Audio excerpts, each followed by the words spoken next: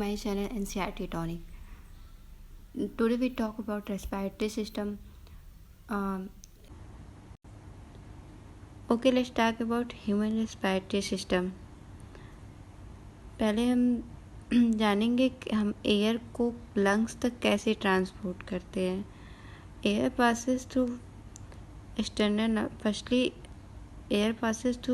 external nostrils, and then nasal passages, and then nasal chamber, and then pharynx. Pharynx is the common passage for food and air. pharynx के through air भी जाता है and food भी जाता है. and then pharynx is open in larynx. larynx is called a sound box क्योंकि यहाँ larynx से साउंड प्रोड्यूस होता है. एंड देन ट्रैकिया जो है वो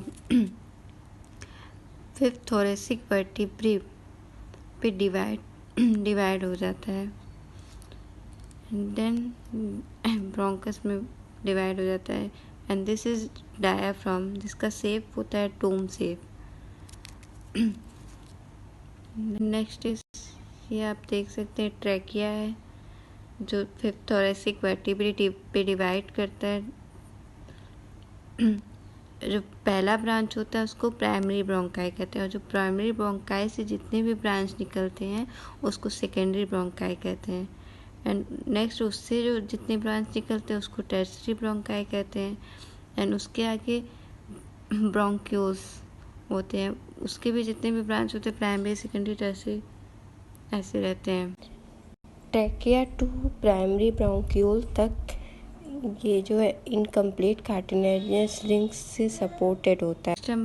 नेक्स्ट ब्रोंक्यूल्स जो होता है उसके आगे ये एल्वलाई होता है, उसके अंदर alveoli duct and alveoli सैक्स.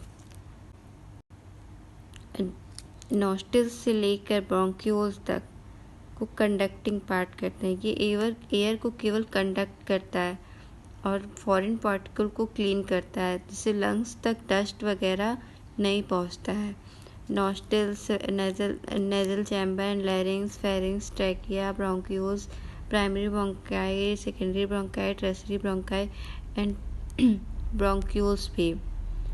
These are conducting part and exchanging part केवल एल्वलाई ही एक्सचेंजिंग पार्ट होता है. यहाँ पे एयर एक्सचेंज होता है, कार्बन डाइऑक्साइड एक्सचेंज होता है एंड ऑक्सीजन एक्सचेंज होता है. केवल एल्वलाई को और एल्वलाई डक्ट को ही एक्सचेंजिंग पार्ट कहते हैं. एंड देन लंग्स में टू मेम्ब्रेन पाए जाते हैं, primary outer pleural membrane and inner pleural membrane. इसके बीच में जो स्पेस होता है उसको प्लूरल स्पेस कहते हैं और उसमें फ्लूइड जो होता है उसको प्लूरल फ्लूइड कहते हैं, जिसकी वजह से ब्रीदिंग के टाइम लंग्स में फ्रिक्शन जनरेट नहीं होता है. फिर हम बात करते हैं लैरिंग्स की. यहाँ ये है पोजीशन लैरिंग्स की एंड यहाँ पे इसको दिखाया गया है. ये एपिग्लॉटिस है. एपिग्लॉटिस लीफ शेप का होता है, flat and leaf shape. And this is glottis. जब हम खाने को निगलते हैं तो एपिग्लॉटिस इसको कवर कर लेता है जिससे फूड विंड पाइप के अंदर नहीं जाता है. Epiglottis is prevent food from entering the trachea during swallowing. Breathing में ऑक्सीजन को इनहेल कर बॉडी के सेल्स एंड टिश्यू को ऑक्सीजन प्रोवाइड कराना एंड सेल्स से जो कार्बन डाइऑक्साइड निकलता है उसे रिलीज आउट करना. That is called breathing. Breathing में टू प्रोसेस होता है, एक इंस्पायरेशन एक expiration. Firstly diaphragm is contract and then external intercostal muscles contract. Diaphragm जो है ये कॉन्ट्रैक्ट करता है और कॉन्ट्रैक्ट करके ये डोम शेप से फ्लैट हो जाता है. डायाफ्राम कॉन्ट्रैक्ट करके पोस्टीरियर एक्सिस में वॉल्यूम को इंक्रीज करता है. ये एंटीरियर है, ये पोस्टीरियर है. एंटीरियर पोस्टीरियर एक्सिस में वॉल्यूम को इंक्रीज करता है and then external intercostal muscles contract करके रिब्स को ऊपर की तरफ खींचता है, जिसकी वजह से डॉर्सल वेंट्रल एक्सिस में वॉल्यूम इंक्रीज होता है। एंड टोटली सारे ये diaphragm and external intercostal muscles and sternum मिलके इंटरपल्मोनरी वॉल्यूम को इंक्रीज करते हैं। यहाँ पे वॉल्यूम इंक्रीज हो जाता है एंड वॉल्यूम इंक्रीज होने की वजह से वहाँ का प्रेशर कम हो जाता है अकॉर्डिंग टू एटमॉस्फेयर प्रेशर।